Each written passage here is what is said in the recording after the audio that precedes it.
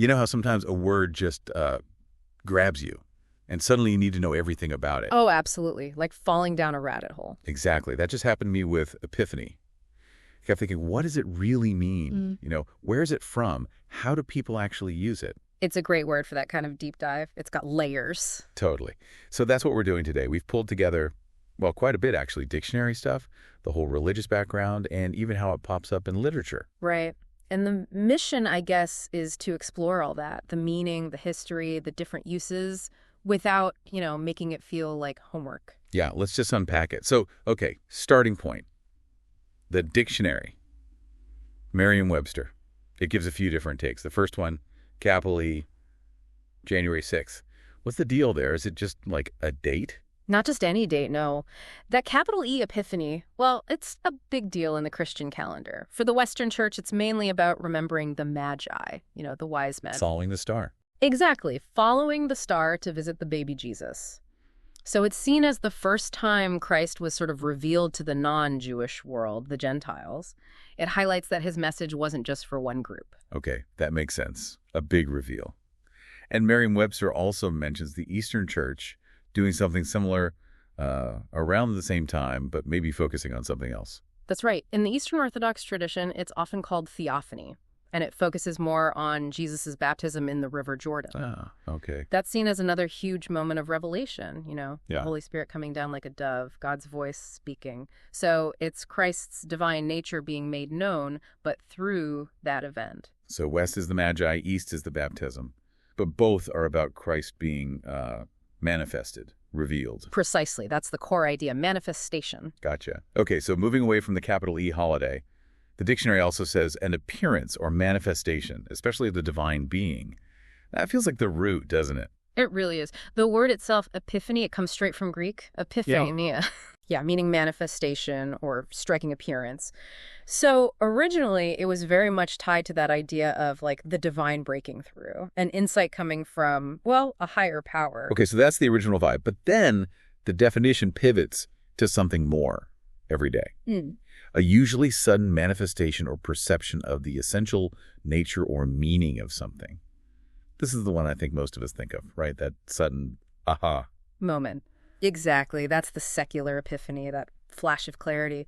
Something confusing just clicks. Yeah. Merriam-Webster even calls it an intuitive grasp of reality or an illuminating discovery.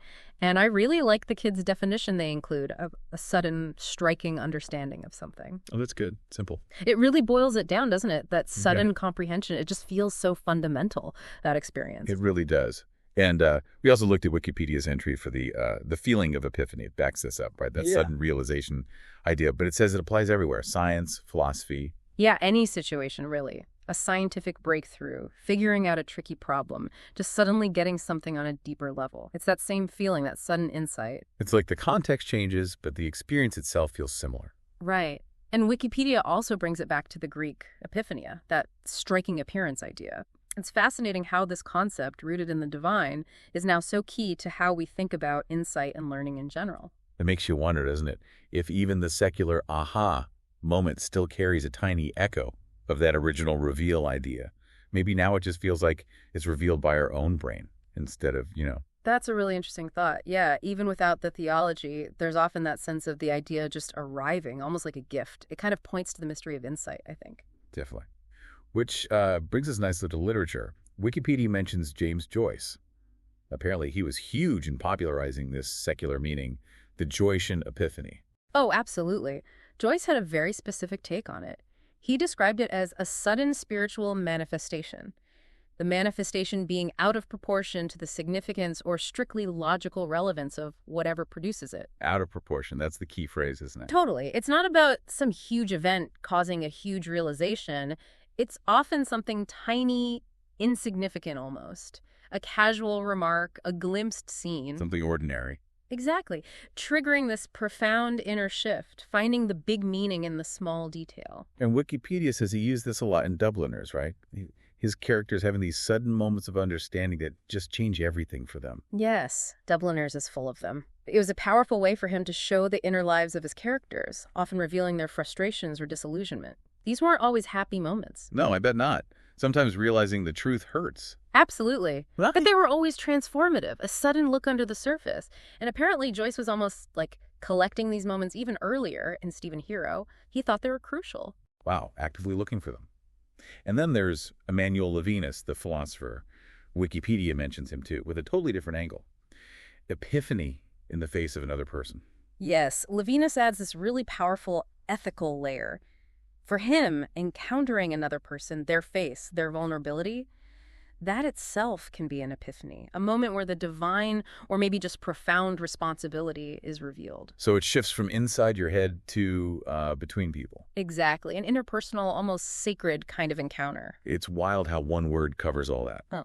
Now, Wikipedia also draws a line between epiphany and, say, a spiritual vision. What's the difference there? Realism. Psychology. That's a good point they make. While both might feel like sudden insights, maybe triggered by small things, the epiphany, especially the literary or secular kind, it stays grounded. It's psychological. It's about seeing the existing world differently. Whereas a vision might be seeing something else entirely beyond the normal. Pretty much. Epiphany is more about a shift in understanding within reality, not necessarily outside of it. Okay, got it. So let's circle back to the religious side again. Our sources, like Christianity.com, they really hammer home that the Christian holiday is about realizing Jesus is the Son of God revealed to the world. Absolutely. Christianity.com says it's about God revealing himself to the world. That's the heart of it. Jesus' divine identity being made known. And we talked about the West focusing on the Magi and the East on the baptism. Christianity.com clarifies that difference, right? It does. It's as the West emphasizes the revelation to the Gentiles, showing the universal scope right from the start. The East, with the baptism, sees it as the moment the whole Trinity, Father, Son, Holy Spirit was revealed together. Different moments, slightly different focus, but the same core idea, revelation.